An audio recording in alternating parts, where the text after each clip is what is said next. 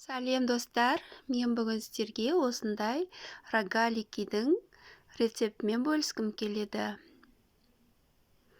Үйіңізде ауызашарға немесе сәресіге пісірсеңіз, шаймен ішкенге өте дәмді шығатын рогаликиді міндетті түрде жасап көріңіздер.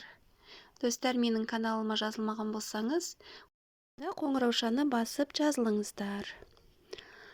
Ал бисмилля деп бастайық. Ең алдымен ұн, тұз, дрожжи, ашытқы, қант, сары май немесе маргарин, өсімдік майы, сүт және 2 жұмыртқа. 2 жұмыртқаның бір жұмыртқасының сарысын бетіне жаққанға алып қалдым. Енді бастаймыз. Бисмилля деп тұзымызды, қантымызды, дрожжимызды салып, онды араластырып аламыз.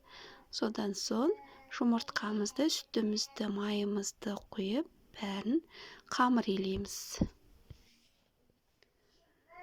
Қамырымыз өте жұмсақ болу керек, бірақ қолға жабыспайтын өте әдемі қамыр болу керек.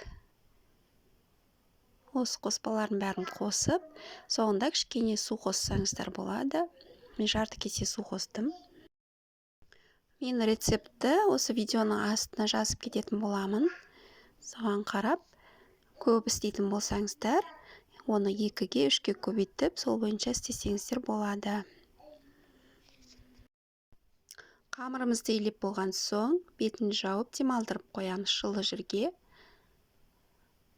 Жарты сағаттан кейін тағы да қамырымызды алып, осындай майда күлшелерге, осындай кішкентай бөлшектерге бөліп аламыз.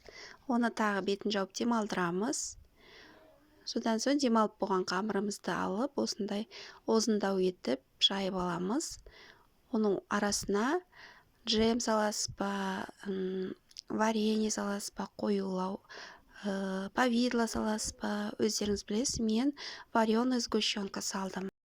Және өте көп салуға болмайды, өте көп салып жіберсеңіздер, қамырдың сыртына шығып, піскен кезінде сыртының бәрі бөлініп жүреді.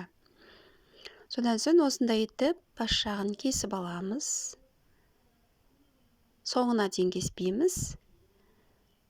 Сосын осылай ораймыз.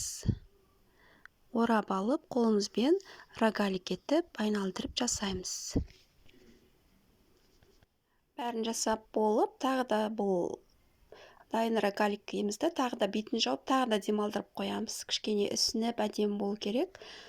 Содан соң печкамызды қыздырып, духовканы ыдысымызға бұл қамырымызды салып, дайындап қойған рогаликімізді салып, содан соң бетіне бағанағы бір жұмыртқаның сарысын кішкене сүт қосып, бетіне жағып шығамыз.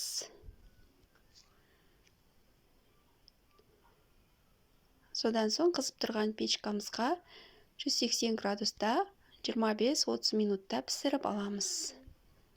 Достар, міндетті түрде жасап көріңіздер, өте жұмсақ, өте дәмді, өте әдемі рогалики дайын.